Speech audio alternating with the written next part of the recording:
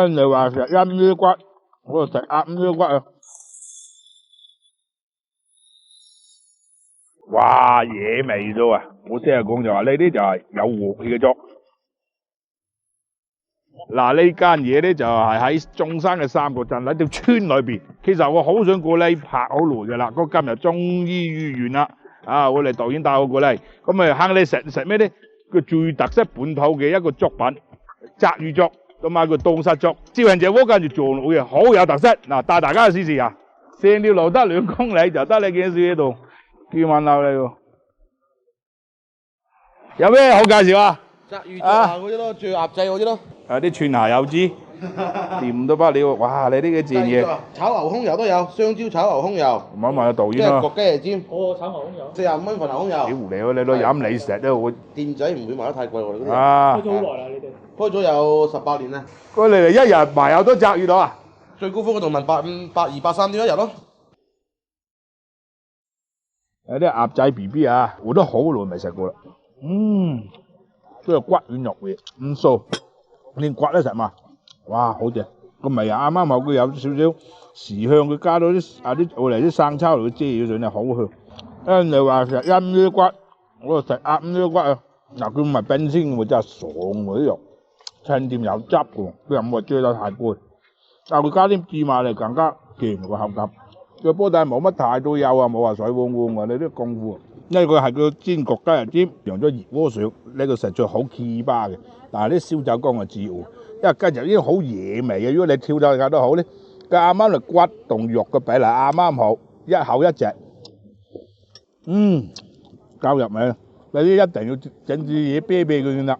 出邊係有焦香，雞翼尖裏邊係有汁，因為佢肉薄啊，容易入味。你都好中意用芝麻㗎。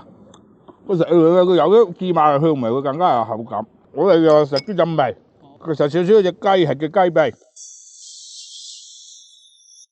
呢個歐康有講埋算咧，即係朝鮮好多大酒樓嘅出品啊！一睇個埋算咧，我唔知佢賣幾錢嚟啊！起碼有邊咁嘅歐康有俾你食，有啲炒到佢索晒。40零蚊啊！40零蚊抵食到爛咧，賣歐肉都要啦，係咪先啊？哇，夠喎！呢部係嘢啊，佢又唔係轉太飛，有奶香味啊！即係非受傷㗎。我哋出邊食啲牛肉又全部飛㗎嘛，都話好應合而家年輕人嘅口味啊！佢有啲黑椒汁啊，食呢段咧好和味，有少少鋸扒啊，呢個黑椒牛肉嗰個味，即係少少靚。你食多2塊都唔流，淨呢幾句你開車你一睇啊！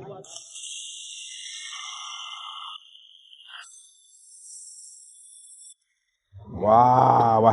嗱，呢個真係中山嘅特色美食啦，凍沙粥。呢啲粥底係好有鑊氣，粥底係幾香啊！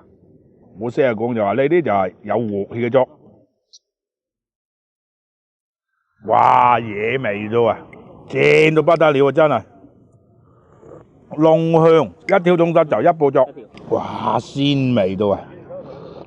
真係人間極品先啊！一個師傅將啲凍沙遮到佢夠晒身，跟住咧佢有啲蒜豆嚟，佢就劈劈啊個凍沙嘅瀨氣味，加上佢擠啲紅棗嚟，盞燒酒，哇！我食到酒香、凍沙嘅肉香、粥底嘅香味，哇一流，哇正啊，好肉啊，嗰個口感相當之正。實質佢哋都叫做南鍋上就以我嘅理解計就係順德嘅魚生粥，用粥嘅魚溫。浸落去啦，魚片啊，啱啱落晒啦，咧蛋講噶啦，食魚生肉一定要夾得起先為標準啊！一啊，話個芫茜粥好似嗱，雖然簡單咧，就係鮮味冇味。嗱個粥料唔耐都唔會話太生水啊，冇生水就係啊。嗱，其實咧都好多做法嘅，頭先個老細講話你可以將啲鯽魚骨起佢骨之後，就喺個煲嗰度灼香佢。再撞粥，再浸啲魚片，其實我覺得呢種食法好危險嘅，好多幾廿歲或者小朋友都驚住啃骨，加上你撩下啲魚片好易爛。你呢間店開有耐啊？開有18年啦，之前就響前邊開嘅，之後14年又搬翻屋企開。哦。呢度就我哋自己屋企嚟嘅啫嘛。哦。係。咁平時係咩人過嚟食多咧？